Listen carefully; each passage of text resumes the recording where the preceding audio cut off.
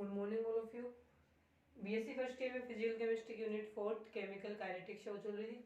उसमें हम पढ़ रहे थे पहली क्लास में स्यूडो फर्स्ट ऑर्डर रिएक्शंस और उसके एग्जांपल्स वो पढ़े थे। उसके साथ में सेकंड ऑर्डर रिएक्शन है उसके कुछ न्यूमेरिकल्स वो भी पढ़े थे। उसके बाद में आज की क्लास में पढ़ेंगे हाफ लाइफ और मीन लाइफ क्या होती है। हाफ लाइफ है जो ईच रिएक्शन हमने पढ़ी थी, zero order, first order, second order, उन सभी रिएक्शन की ऑर्डर रिएक्शन पढ़ने के साथ साथ में हमने उनकी हाफ लाइफ वो वहीं पे पढ़नी थी। अब अलग से उन तीनों के फॉर्मूले लिखेंगे और हाफ लाइफ की क्या लिखनी है, डेफिनेशन लिखनी है। डेफिनेशन लिखेंगे हाफ लाइफ, तो इसमें क्या आएगा, तो हाफ लाइफ होती क्या है, इसमें अगर किसी रिएक्शन में किसी रिएक्टेंट्स मॉलिक्यूल की टोटल कंसंट्रेशन हाफ होने में जितना टाइम लगता है वो उसकी क्या कहलाएगी, हाफ लाइफ कहलाती है। ठीक है, तो यहाँ पे हम लिखेंगे रिएक्शन में हाफ लाइफ की डेफिनेशन है, रिएक्शन में रिएक्टेंट मॉलिक्यूल्स यानी क्रियाकारी अणुओं की हाफ कंसंट्रेशन, कंसंट्रेशन नहीं बोलते, हाफ कंसंट्रेशन बोलते हैं, हाफ कंसंट्रेशन होने में लगने वाला टाइम रिएक्शन का हाफ लाइफ, इसको हिंदी में बोलते हैं हम अर्ध आयु। ठीक है, हाफ लाइफ कहलाता है।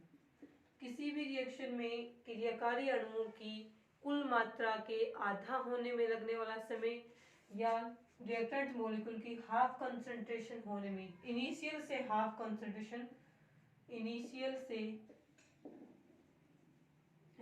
कंसंट्रेशन से हाफ कंसंट्रेशन होने में लगने वाला टाइम रिएक्शन का हाफ लाइफ कहलाता है। और इसे हम किससे डिनोट करते हैं, टी हाफ से इसे हम प्रदर्शित करते हैं। अब तीनों रिएक्शन जो हमने पीछे पढ़ गए हैं उनके लिए लिखते हैं। तो सबसे पहले हम फर्स्ट लिखेंगे यहाँ पे for zero order reaction. Zero order reaction के लिए हम पढ़ के आए हैं पीछे की हाफ लाइफ है, उसका फॉर्मूला क्या होता है, T half is equal to a by 2k0। इसका मतलब है कि ये दोनों तो क्या कांस्टेंट है, इसको हम इस प्रकार से लिखते हैं टी हाफ समानुपाती ए। इसका मतलब है कि जीरो ऑर्डर रिएक्शन की जो हाफ लाइफ होती है वो रिएक्टेंट मॉलिक्यूल की इनिशियल कंसंट्रेशन के क्या है, प्रोपोर्शनल होती है, समानुपाती होती है। उसके बाद में हम लिखेंगे for first order reaction. First order reaction के लिए जो हमने हाफ लाइफ निकाली थी वो क्या आई थी, 0.693 डिवाइडेड बाई K1। यानी इसमें इस वाला जो ये अपना बना है फॉर्मूला, इसमें टी हाफ लाइफ का जो फॉर्मूला है उसमें रिएक्टेंट की कंसंट्रेशन का कोई टर्म नहीं है, इसलिए हम ये कहते हैं कि फर्स्ट ऑर्डर रिएक्शन की जो हाफ लाइफ होती है वो रिएक्शन की कंसंट्रेशन पे डिपेंड नहीं करती। डिपेंड करती तो इस फॉर्मूले में रिएक्टेंट की कंसंट्रेशन आती जैसे इसमें आ रही है, और यह तो क्या कांस्टेंट वैल्यू है, तो ये इस प्रकार से लिखा जाए, इसमें आगे लिखना ही नहीं है, डिपेंड नहीं करती है फर्स्ट ऑर्डर रिएक्शन की हाफ लाइफ रिएक्टेंट की कंसंट्रेशन पे। उसके बाद में थर्ड हम पढ़ेंगे फॉर सेकेंड ऑर्डर रिएक्शन।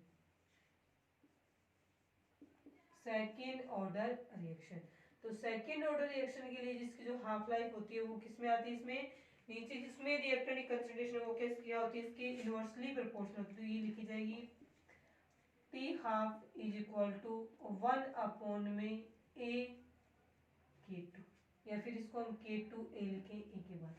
इसमें K2 क्या है, कांस्टेंट है, तो इसको हम इस प्रकार से लिख सकते हैं टी हाफ समानुपाती 1 अपॉन में A। तो ये दोनों देखो एक दूसरे के इनवर्सली प्रोपोर्शनल ना, तो जीरो ऑर्डर रिएक्शन की में हाफ लाइफ होती है वो उसमें रिएक्टेंट कंसंट्रेशन के प्रोपोर्शनल होती है। फर्स्ट ऑर्डर रिएक्शन में रिएक्शन की हाफ लाइफ है वो रिएक्टेंट की कंसंट्रेशन पे डिपेंड नहीं करती है, जबकि सेकंड ऑर्डर रिएक्शन में रिएक्शन की हाफ लाइफ है वो रिएक्टेंट की इनिशियल कंसंट्रेशन की क्या होती है, इनवर्सली प्रोपोर्शनल होती है। तो वो इस प्रकार से लिखी जाएगी। ठीक है, सेकंड ऑर्डर रिएक्शन की हाफ लाइफ और रिएक्टेंट कंसंट्रेशन की क्या होती है, इनवर्सली प्रोपोर्शनल होती है। अब इसमें आता है, ये तो होगी हाफ लाइफ। उसके बाद हमने देखना है मीन लाइफ। मीन लाइफ को हम हिंदी में क्या बोलते हैं, औसत आयु बोलते हैं। औसत आयु बोले या औसत आयु, एवरेज लाइफ भी वो इसको हम बोल सकते हैं। ये हो गया, ये थी हाफ लाइफ जो हम पहले भी ईच रिएक्शन की उसके साथ साथ में पहले ही पढ़ के आए हैं। उसके बाद में नेक्स्ट हम करेंगे इसकी मीन लाइफ। उसके बाद सेकंड अपने को पढ़ना है इसमें मीन लाइफ। तो मीन लाइफ की डेफिनेशन क्या लिखेंगे, इसमें लिखा जाएगा किसी रिएक्शन के सैंपल कंप्लीट होने में हम तो सिर्फ उसमें क्या करते हैं, अप्रोक्सीमेशन कर रहे हैं, अनुमान लगा रहे हैं कि रिएक्शन इतने टाइम में कंप्लीट होगी। किसी रिएक्शन के कंप्लीट होने में लगने वाला समय, लगने वाला टाइम। अब ये मत बोलना कि उसमें प्रैक्टिकली डिटरमाइन किया है कि ये रिएक्शन इतने टाइम में होगी। प्रैक्टिकली डिटरमाइन किया तो नॉर्मल टाइम होगा, सिर्फ हम अनुमान लगा रहे हैं कि ये रिएक्शन इतने टाइम में हो जाएगी, हो जानी चाहिए। वही टाइम क्या होता है रिएक्शन की मीन लाइफ या अर्ध आयु, सॉरी औसत आयु कहलाती है। तो किसी रिएक्शन के कंप्लीट होने में लगने वाला एवरेज टाइम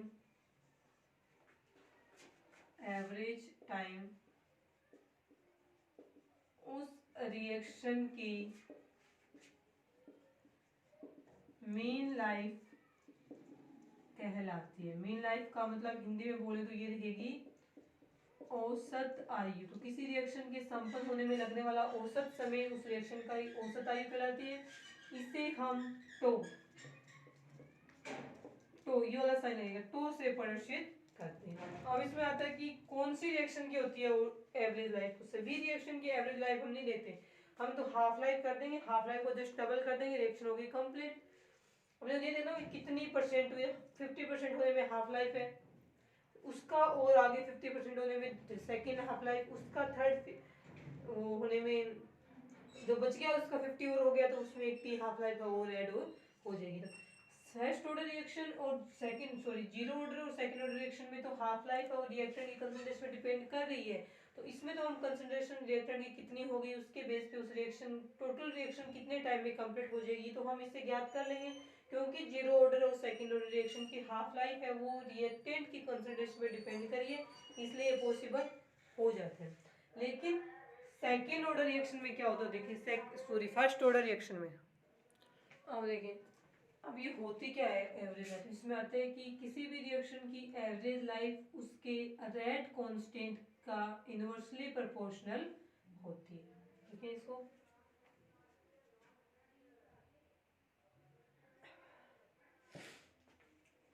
ये हटा दो यहाँ से, तो लिख लिए पहले। देखिए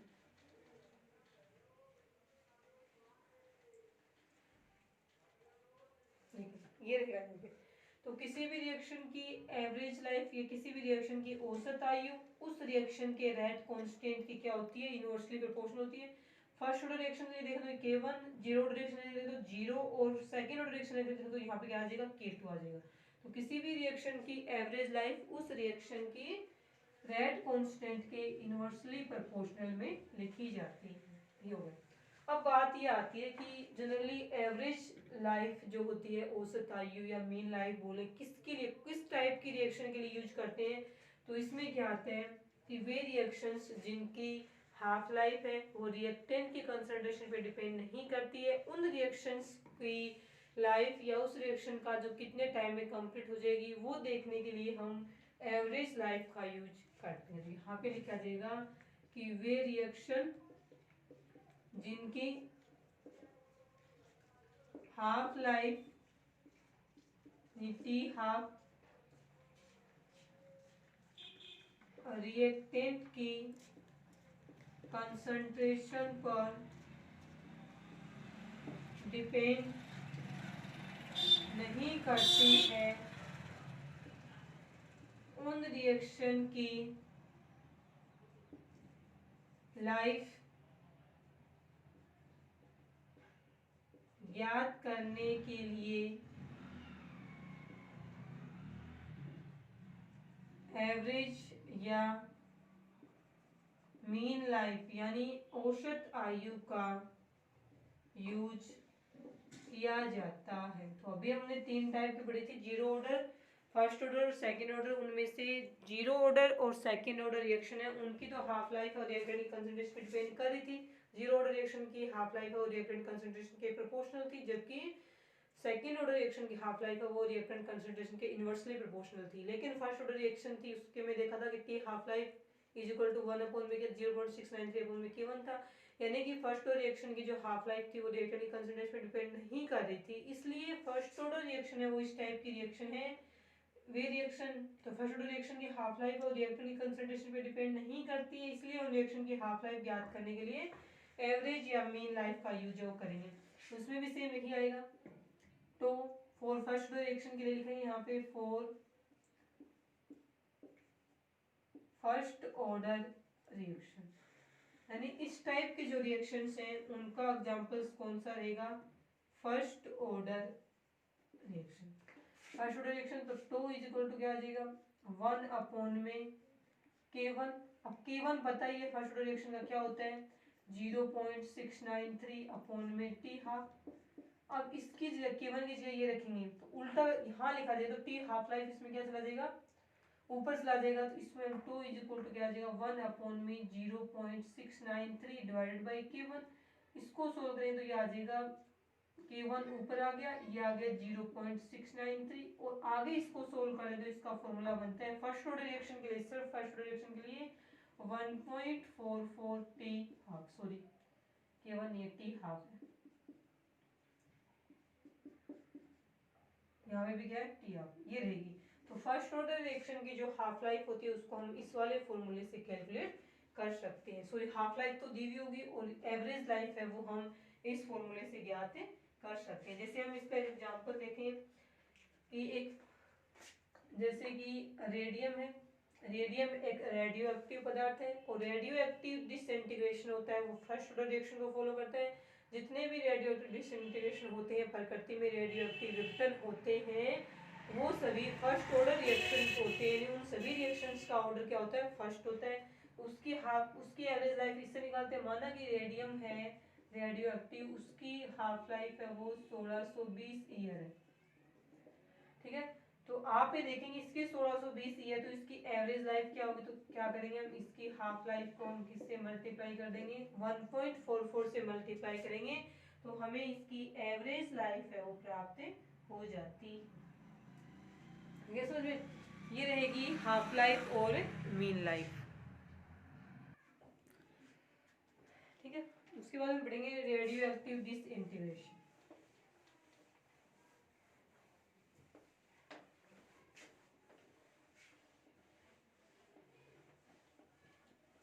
तो हाफ लाइफ पता हो तो हम उसकी एवरेज लाइफ निकाल सकते हैं और एवरेज लाइफ पता हो तो फॉर्मूला रहेगा यही तो इज इक्वल टू यानी average life is equal to 1.44 into में टी हाफ लाइफ।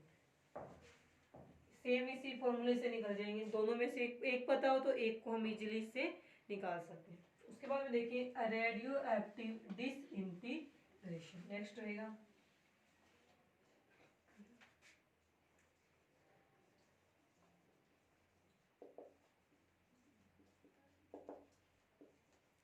डीके बोल सकते हैं, डीके बोल देते हैं, हिंदी में इसको हम बोलेंगे रेडियो एक्टिव अक्षय बोलते हैं। डीके को हिंदी में क्या बोलते हैं अक्षय बोलते हैं, ये रेडियो एक्टिव रहेगा। इसमें अलग जितने भी अपने जैसे एलिमेंट्स हैं उसमें पीरियोडिक टेबल में कुछ एलिमेंट्स ऐसे हैं जो कि क्या होती हैं कंटिन्यूसली वो अपने में से रेडिएशन है वो निकालते रहते हैं, कुछ समय बाद वो क्या होते हैं नष्ट हो जाते हैं, ऐसे नहीं बनेंगे।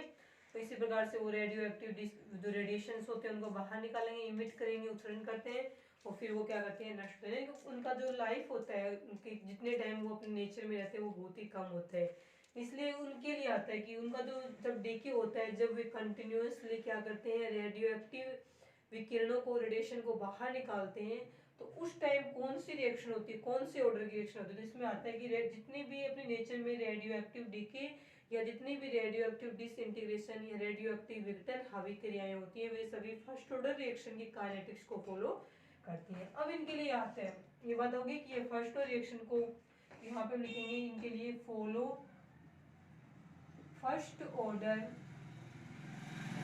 काइनेटिक्स, यानी कि जितनी भी रेडियोएक्टिव डिसइंटीग्रेशन रिएक्शंस होती है नेचर में वो सारे की सारी फर्स्ट ऑर्डर की काइनेटिक्स को फॉलो करती है। अब इसलिए आता है कि मान लीजिए अब इनमें क्या होगा कि रिएक्शन की जो रेट है वो किस पे डिपेंड करेगी, तो रिएक्शन की रेट को यहाँ पे हम बोल देते हैं dN/में dt। मान लीजिए कोई रेडियो एक्टिव पदार्थ था, वो विघटन हो रहा है, प्रोडक्ट बन रहा है, इसकी इनिशियल कंसंट्रेशन हम मान रहे हैं n थी। तो डिपेंड किस पे करेगी, कंसंट्रेशन डिपेंड करती है, यहाँ पे हम लिखेंगे समानुपाती होती है n की। ऐसा ही था फर्स्ट रिएक्शन में, कि रिएक्शन का जो रेट था, यहाँ रिएक्शन के रेट को बोलेंगे हम, रिएक्शन का रेट किस पे डिपेंड करता है, जैसे हम फर्स्ट रिएक्शन के लिए लिखें तो सॉरी माइनस में लिखेंगे, प्रोडक्ट का माइनस में, रिएक्टेंट्स के लिए लिख रहे हैं तो रिएक्टेंट की कंसंट्रेशन है n, रिएक्टेंट के रिस्पेक्ट में लिखते हैं तो यहाँ पे क्या था माइनस का साइन है, तो माइनस में dn अपॉन में dt समानुपाती किसके रहेगा n के। इस वाले समानुपाती वाले साइन को हटाएंगे तो क्या बनेगा, इसमें माइनस में dn अपॉन में dt is equal to lambda first, और ये रहेगी सेकंड। इस रिएक्शन में जो लेमडा लगा है समानुपाती को हटा के वो रहेगा रेडियो एक्टिव डीके कांस्टेंट, ठीक है, रेडियो एक्टिव विघटन स्थिरांक के नाम से इसे हम मानेंगे। यहाँ पे एन हम बोलते हैं number of radio active molecules, जो कि क्या होते हैं एन की जगह हम लिख देते हैं यहाँ पे number of reactants molecules which decompose on this reaction। इस रिएक्शन में डिकम्पोज होने वाले जो रिएक्टेंट्स मॉलिक्यूल्स का नंबर है उसको हम लिखेंगे यहाँ पे इससे। इसमें यदि हम इस रिएक्शन में ग्राफ बनता है, ये वाला जो रिएक्शन है सेकंड रिएक्शन, इसको हम बोलते हैं सेकंड रिएक्शन को, जो सेकंड रिएक्शन है इक्वेशन नंबर सेकंड, ये रेडियो एक्टिव डीके रिएक्शंस के लिए क्या है differential rate equation, differential rate equation for radio active decay, ये वाला आ जाएगा। मींस रेडियो एक्टिव डीके के लिए क्या है डिफरेंशियल रेट इक्वेशन है। ये इक्वेशन को यदि हम इस प्रकार से लिखें, यानी कि इसमें से n को यहाँ ले जाएं, dt को उठा के यहाँ ले जाएं, तो इसी से नेक्स्ट में क्या बनेगा, वो रहेगा माइनस में dn अपॉन में n is equal to lambda t, equation number 3। अब इसमें एक ग्राफ बनता है, यहाँ पे बनता है टाइम और साथ में लिखता है यहाँ पे रेडियो एक्टिविटी, रिएक्टेंट्स मॉलिक्यूल की जो एक्टिविटी सक्रियता होती है उसके और टाइम के बीच में ग्राफ बनता है, वो इस प्रकार से प्राप्त होता है। इसका मतलब है जैसे जैसे टाइम आगे बढ़ता है, रिएक्शन आगे प्रोसीड होती है, वैसे वैसे जो रिएक्टेंट्स मॉलिक्यूल्स होते हैं रेडियो एक्टिव डीके के, रेडियो एक्टिव जो मॉलिक्यूल्स पदार्थ है उसकी कंसंट्रेशन या उसकी एक्टिविटी है वो टाइम के साथ साथ में क्या हो रही है डिक्रीज होती जा रही है। ऐसा ही ग्राफ अपने को मिला था फर्स्ट रिएक्शन में, उसमें क्या था कि फर्स्ट रिएक्शन में जैसे जैसे टाइम बढ़ता है वैसे वैसे यहाँ रिएक्टेंट की कंसंट्रेशन लिखी थी जो कि डिक्रीज होती जाती थी, और रेडियो एक्टिव डीके में रिएक्टेंट की कंसंट्रेशन की जगह हमने क्या ले लिया रेडियो एक्टिविटी ले ली, सेम एक ही बात है। इसका मतलब है कि रेडियो एक्टिव डीके किसको फॉलो करता है फर्स्ट ऑर्डर काइनेटिक्स को फॉलो करता है। इस कारण से इस इक्वेशन का इंटीग्रेशन वगैरह करके लास्ट में सोल्व करने पर मेरे को ये मिलेगा लैम्डा, रेट कांस्टेंट लैम्डा लिखेंगे इस बार, lambda is equal to 2.303 upon में टी और log n अपॉन में n नोट, ये वाला फॉर्मूला बनेगा यहाँ पे log n naught sorry n naught upon में इनिशियल वाला ऐसे था ना अपने फर्स्ट डायरेक्शन में a अपॉन में a माइनस अक्ष, तो इनिशियल क्या था n नोट और फाइनल क्या बचा था अपना n बचा था, ये मानेंगे क्योंकि n is equal to t is equal to 0 पे था इसकी कंसीडरेशन n नोट और t is equal to 2 time पे होगी इसकी n, ये वाला बनेगा, ठीक है। ये इस वाले को क्या करेगा फॉलो करेगा, ये बनेगा इसमें सेकंड ऑर्डर रिएक्शन की डिफरेंशियल रेट इक्वेशन बोले, जो कि लास्ट में ये वाली बन जाएगी, सॉरी डिफरेंशियल नहीं इंटीग्रेटेड रेट इक्वेशन ये वाली होगी, ये है differential rate equation, integrated rate equation for radio active DK.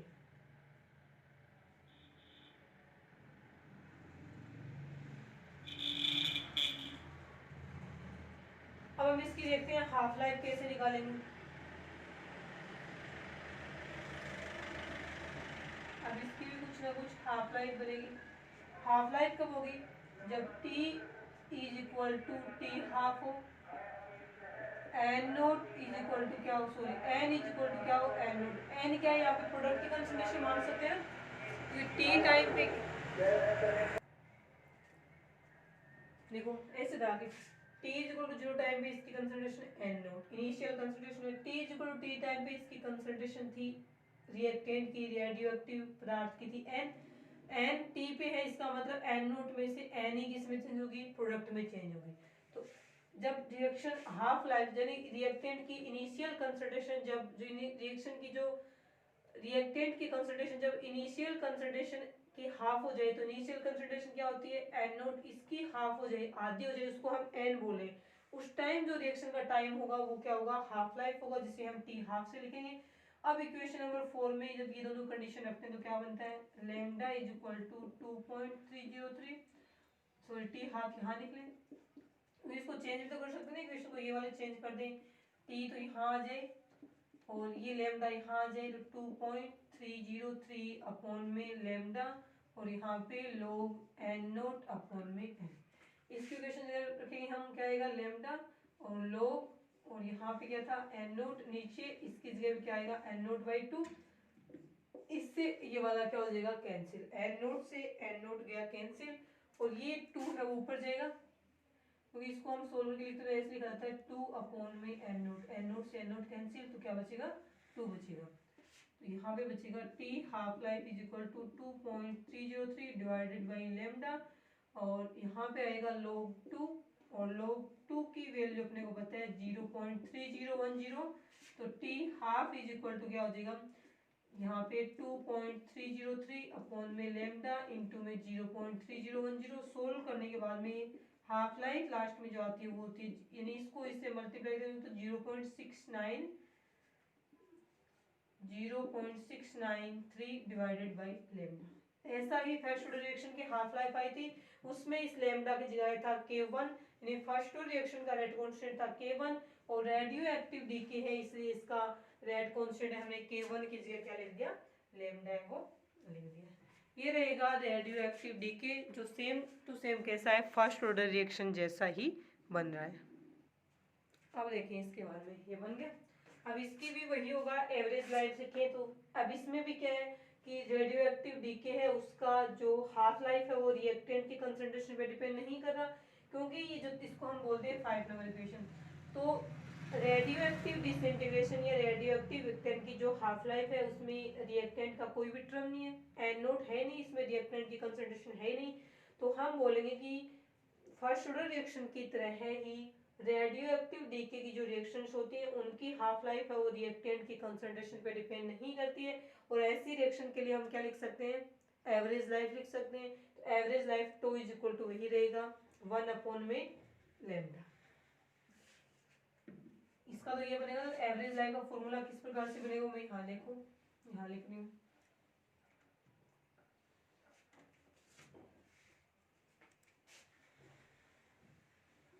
ऐसी रिएक्शंस के लिए तो क्या लिखते हैं हम, एवरेज लाइफ लिखते हैं। तो ये लेमडा यदि यहाँ आ जाए, ये यहाँ आ जाए, तो क्या बनता है lambda is equal to 0.693 upon में टी हाफ, ये बन गया। और होता क्या अपने पास average life is equal to कितना 1 अपॉन में लेमडा, इसका रेट कांस्टेंट लिख दें, इसको सोल्व करें तो ये क्या बनेगा T half is equal to 0.693 और सोल्व करने के बाद मेरा 1.44 टी,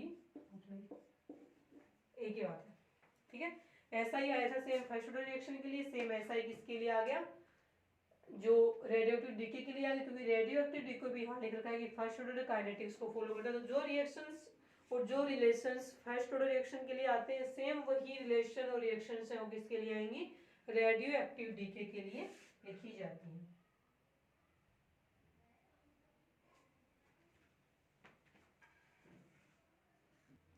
हम करेंगे इसका एक न्यूमेरिकल्स रेडियो एक्टिव डीके का।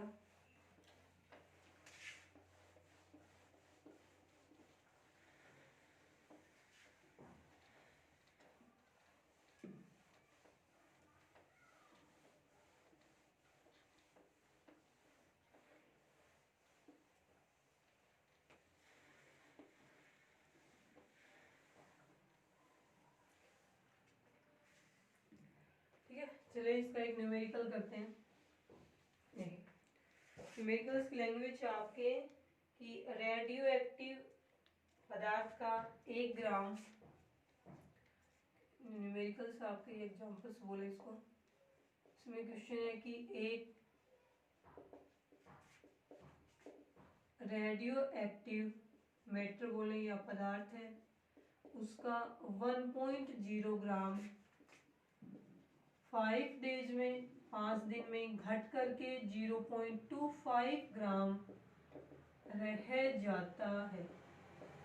एक रेडियो एक्टिव पदार्थ है, उसमें से लगातार रेडियो एक्टिव रेडिएशंस निकल रही हैं, तो उस पदार्थ का इनिशियल कंसंट्रेशन थी 1 ग्राम था, इतनी मात्रा थी अपने पास, उसमें से विकिरण निकलती रही तो उसका अक्षय होता रहा, तो 5 दिन बाद में इतना रह जाता है। इसके डीके कांस्टेंट, इसका डीके कांस्टेंट जिसे हम बोलते हैं लैम्डा से, और half life T half calculate करो, ये क्वेश्चन होगा। ठीक है, एक रेडियोएक्टिव पदार्थ का 1 ग्राम 5 दिन बाद 0.25 ग्राम रह जाता है, इसका मतलब लगातार क्या हो रहा है, इसमें डीके हो रहा है, डिसइंटीग्रेशन हो रहा है। इसका डीके कांस्टेंट लैम्डा, ये जो रिएक्शंस हो रही है इसका डीके कांस्टेंट और इसके हाफ लाइफ है वो आपको यहाँ पे कैलकुलेट करनी है। देखें अपन यहाँ पे लिखेंगे, सबसे पहले इसको सोल्व करेंगे, तो इस रिएक्शन में आपको दिया हुआ क्या क्या है गिवन, तो गिवन में आपको दिया हुआ है N0 1 ग्राम और N दिया हुआ आपको 0.25 ग्राम और टाइम दिया हुआ आपको 5 डेज का। अब इससे आपको लगाना है कि फॉर्मूला कौन सा लगाएंगे, तो फॉर्मूला होता है डी के कांस्टेंट निकालने का, अभी लिखे आए हम 2.303 अपॉन में टी, यहाँ पे लोग N0 अपॉन में N, इस फॉर्मूले में ये वैल्यू रखेंगे, तो लैम्डा इज इक्वल टू क्या आ जाएगा 2.303, टाइम है इसमें 5 डेज का, और यहाँ पे हम लिखेंगे लोग N0 की तरह 1 ग्राम और ये N0 बचेगा 0.25 ग्राम। सोल्व करने के लिए 0.25 में से ये दोनों पॉइंट के बाद वाली हटाने के लिए यहाँ 2 पॉइंट लगाएंगे, तो ये बटेगा 4 से, 25 में 100 में 25 का भाग दिया कितनी बार जाएगा, 4 बार जाएगा। अब इसे सोल्व करते हैं, तो हमने बताया कि यहाँ पे जो लोग 4 बचा है उसकी वैल्यू क्या होती है, लोग 4 आएगा, और लोग 4 की वैल्यू अपने को नेक्स्ट में करते हैं, lambda is equal to 2.303 divided by 5, और यहाँ पे आएगा लोग 4 की वैल्यू क्या होती है, तो यहाँ पे हम लिखेंगे कि लोग 4 की वैल्यू होती है 0.6020, यहाँ पे हम लिखते हैं 0.6020, सोल्व करने के बाद वैल्यू आती है फिर 0.2773 डे इनवर्स, डे तो यहाँ पे है ना, तो डे जो ऊपर जाएगा तो डे इनवर्स में आएगा, और ये पता है रेट कांस्टेंट होते हैं फर्स्ट रिएक्शन के, उनकी जो यूनिट्स आती है रेट कांस्टेंट की वो आती है टाइम इनवर्स में आती है, सेकंड है तो सेकंड इनवर्स, मिनट है तो मिनट इनवर्स, हावर है तो हावर इनवर्स, और डे है तो डे इनवर्स, तो यहाँ पे आपकी लैम्डा की वैल्यू आ गई 0.2770 डे इनवर्स आ गई, ये आ गया आपका डी के कांस्टेंट 2773 लिखा हुआ है। ठीक है, अब सेकंड, फर्स्ट तो आपको ये निकालना था, आ गया, सेकंड आपको निकालना है यहाँ पे हाफ लाइफ, इसी रिएक्शन की हाफ लाइफ निकालने, हाफ लाइफ निकालने का फॉर्मूला है वो भी पढ़ के आए थे, वो क्या रहेगा, half life is equal to 0.693 upon में लैम्डा, टी हाफ लाइफ रहेगा 0.693, और लैम्डा क्या है, लैम्डा यहाँ पे क्या है डी के कांस्टेंट है, ये लिखा जाएगा 0.2773 डे इनवर्स। अब यूनिट्स तो इसकी डे में आएगी क्योंकि डे इनवर्स ऊपर जाएगा तो क्या बनेगा, डेज बनेगा, इतने दिन है वो आ जाएगी, सोल्व करने के बाद में 2.499 डेज, 2.499 डेज, इतने डेज यानी इतने दिन के अंदर रिएक्शन की जो इनिशियल कंसंट्रेशन है 1 ग्राम वो घट करके कितनी हो जाएगी, 0.5 ग्राम हो जाएगी, 0.5 ग्राम होगी क्योंकि 1 का हाफ क्या होता है 0.5 होता है। ये रहेगा आपके ये जो रेडियो एक्टिव डीके रिएक्शन है उसका एग्जांपल्स, यदि आपको ऐसे पूछा हुआ एक एग्जांपल क्वेश्चन होगा वो आप खुद से करना कि एक रेडियोएक्टिव डीके रिएक्शन है, उस रिएक्शन का 3/4 भाग कंप्लीट होने में, उस रिएक्शन का 3/4 भाग या इसकी इतनी मात्रा है वो 2 घंटे में होती है, किसी रिएक्टेंट्स मॉलिक्यूल की 3/4 मात्रा है वो 2 आवर में डिसोसिएट, या इतनी मात्रा है वो 2 घंटे में क्या होती है, विघटित हो जाती है। तो इसकी हाफ लाइफ क्या होगी वो ज्ञात कीजिए। ये आप खुद से करें, नहीं आए तो इसको हम नेक्स्ट वीडियो में बताएंगे। ठीक है,